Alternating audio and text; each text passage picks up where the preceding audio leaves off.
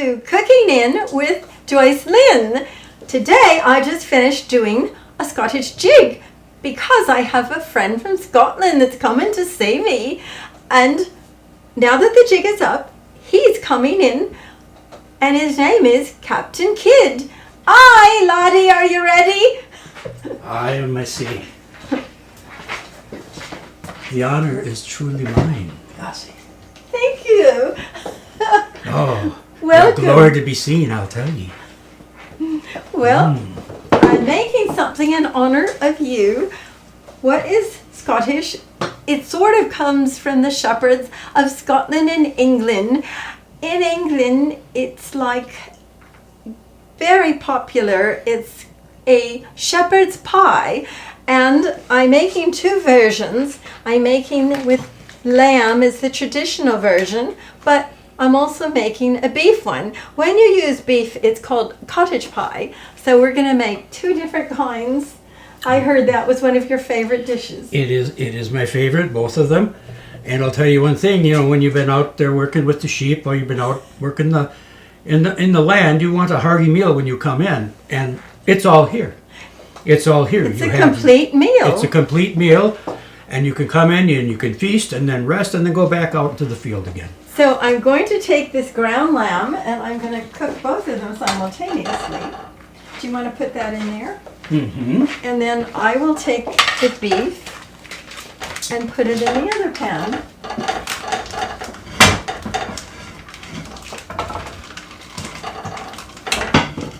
There we go. I'll take that. And then, I have this. I'm using like 2 pounds of ground beef and the lamb. I'm making one big one and one little one. And I also add, so I'm going to turn this one on. Now this one I have to light because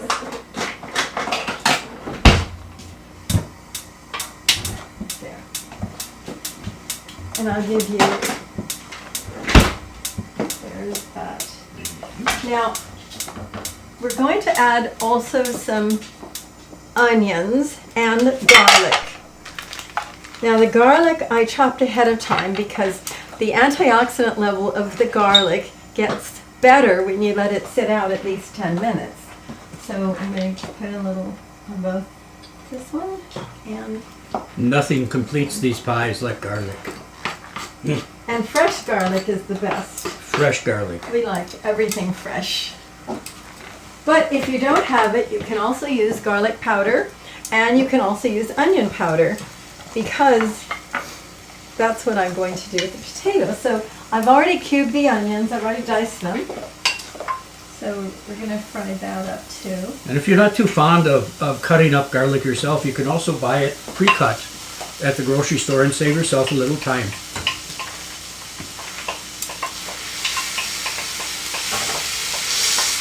Open up like stove. What? So I'll put this here. You recommend browning over a medium heat? Yeah, but we like to brown it because that gives it flavor. Absolutely. Even when you make a stew, if you brown the meat first, all of that browning adds much flavor.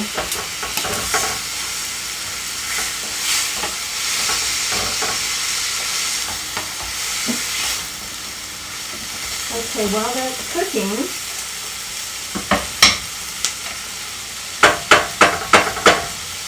I'm going to also show you about potatoes. We need mashed potatoes, and so I pre-cut. This is a little trick which I'll show you. You take the potato and the raw, and you just slice all the way around the potato, and then you don't even have to clean them. You just dump them right in, and instead of peeling them and spending all that time, once you boil them, you can just peel them, and the skin comes right off. And it saves a lot of time, and it saves a lot of potato, because when you peel them, look at, all you're getting is pure skin. you're not wasting a lot of the potato. You lose a lot of potato when you use a peeler or a knife. Yes, you do, and it takes more time. This is so simple. So this was one of my potato tricks. And we like simple. And so then after you do that, then I've already mashed a bunch of them, but I thought I would do some on camera just to show you how we make our mashed potatoes. And so be sure if you see any potatoes that have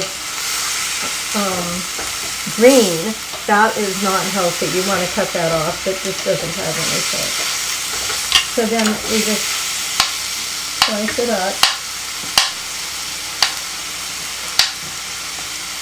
And we're going to just add this because we got to get as many potatoes as possible. And so I just took this potato masher, looks like this, and I add a bit of milk.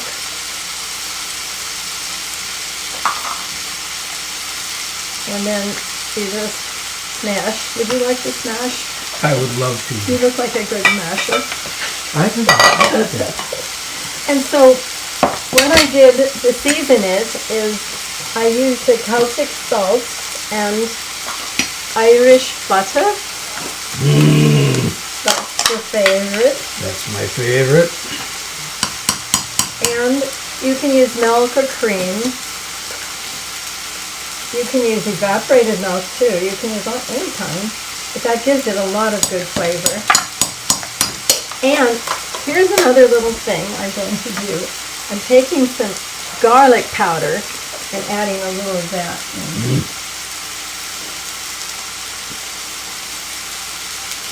Okay. So then let me stir the food while you're doing that. One thing I think I can suggest is if for some reason you run out of milk, you can always add a little bit of sour cream to it. We'll have the same effect. Even broth. Yes, and you don't have to worry that you ran out. And if you're vegetarian, you can use vegetable broth. Yes. So this is going to be cooking here.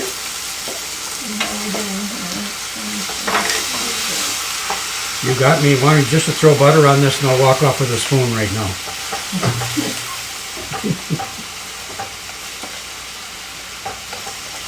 So we're going to make two versions. So we have two different pans. That's what I use for that. And let's see, pepper. Let's put a little pepper. I like to use brown pepper. Do you want to go ahead and do that? And this looks great. Perfect. Okay, so the next thing that we're going to do is after we cooked everything, we're going to add some broth. This is beef broth. You can use any vegetable broth or anything. If you want to make a vegetarian version, you can use lentils as your base instead of meat. Pouring a bit of that in.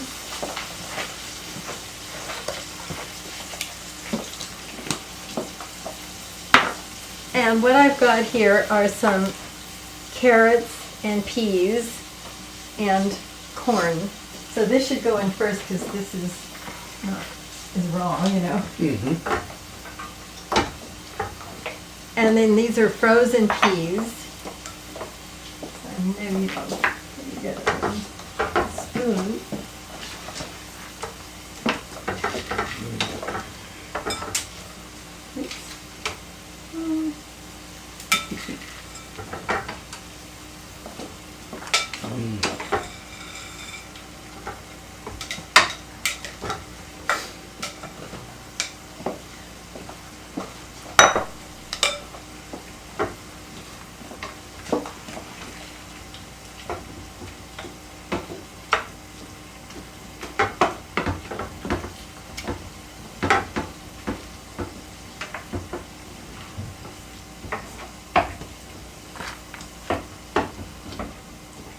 And then we're going to add some seasonings. Rosemary goes really well with the lamb, so I'm going to put some rosemary.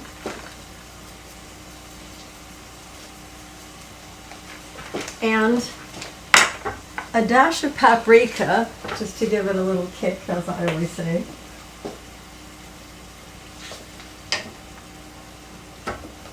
And on this side, I'm going to use some oregano.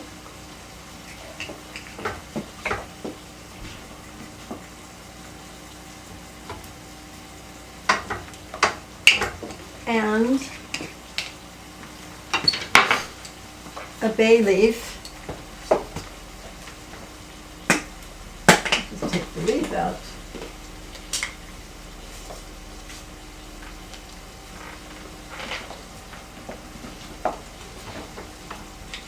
And I also chopped up some mushrooms. So these are going to go on the beef side. They're shiitake mushrooms, and I just diced them up.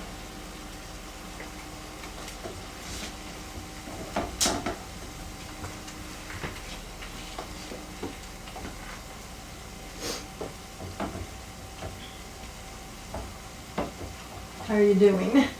Is it almost done? Yeah, this is browned nicely. Okay, then the last thing we're doing,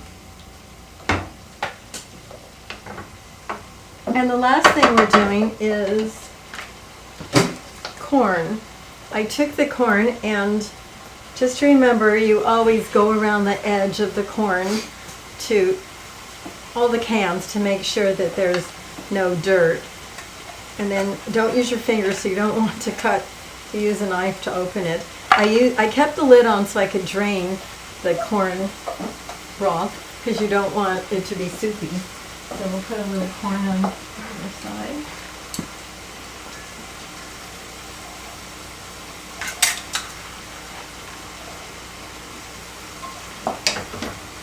The corn's already cooked, so we don't have to worry about that. A little more. That's your favorite. Okay.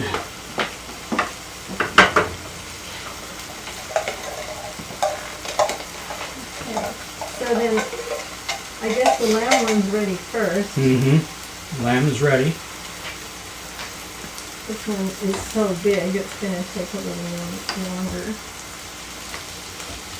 So just make sure it's all stirred in well. Take this out.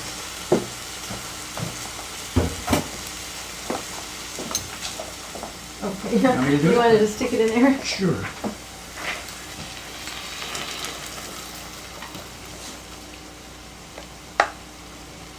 Now what we're going to do to make sure this thickens is I take 2 tablespoons of flour, and I'm going to sprinkle it over. I'm curious, do you have a preference between cornstarch or flour? Well, cornstarch is more if you want it clear, you know, That's true. That is true. but it doesn't matter on this because you're not going to see it. The main thing is you want to thicken this. And also some tomato paste. So I'm going to put a couple of tablespoons of tomato paste. That'll give it more flavor.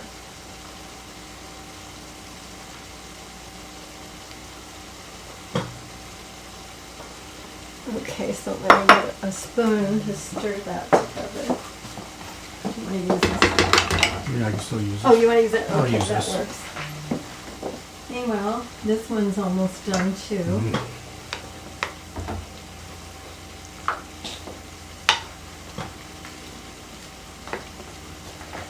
We're going to put, after he stirs this, then we're going to add our next layer.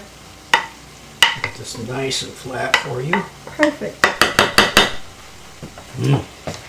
Then we're going to put a bunch of potatoes on it. Doesn't this look good? This is a complete meal because it has everything. It's got protein, vegetables. To me, it's the perfect comfort food.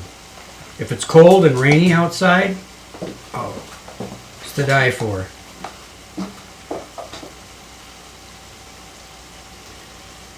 And this is going to be baked, so it's going to get crusty, which is wonderful. Let's have this with a glass of wine and a beautiful Scottish lass, and you're awesome. It's awesome.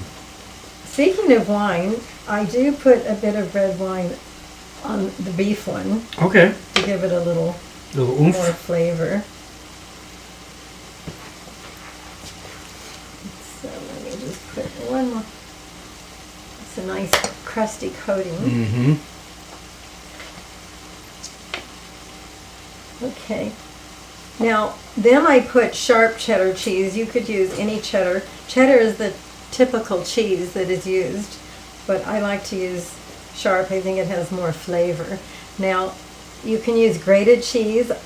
We were talking about substitutions, and if you don't have, for instance, if you don't have tomato paste, you can use ketchup. You can always find something that's similar. Now, this could be grated, but I just had these slices that I found, so I'm just going to put those right on top. It all works the same. Oops, throw that away. And then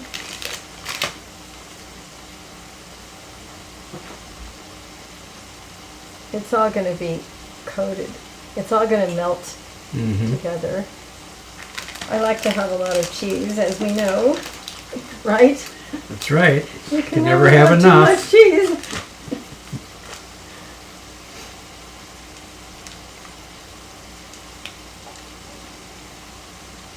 I like to make sure it's covered everywhere because it's going to melt down and form this lovely crust. And when you bite into this, it's just an explosion of flavors from everything. This is one of the best meals. You can also, just reheat it. We're going to put this in the oven at 375 degrees for about half an hour, and then we'll do the same with the other one. And that's how you make it. We'll be right back. Hi, and now we just took this out of the oven. It was 375 degrees for around 30 minutes, and the cheese is melted and bubbly. So I'm going to cut into this. Mm-hmm. And we're going to, it's going to be piping hot. Oh, yes, it is. Let's see. There we go. Beautiful. That's beautiful. So you've Ooh. got your 3 layers. You've got the meat layer, the potato layer, and the cheese. So would you like to do the honors and try it? Oh, I would love to. It's hot though. It's hot, but it is delicious. Absolutely delicious.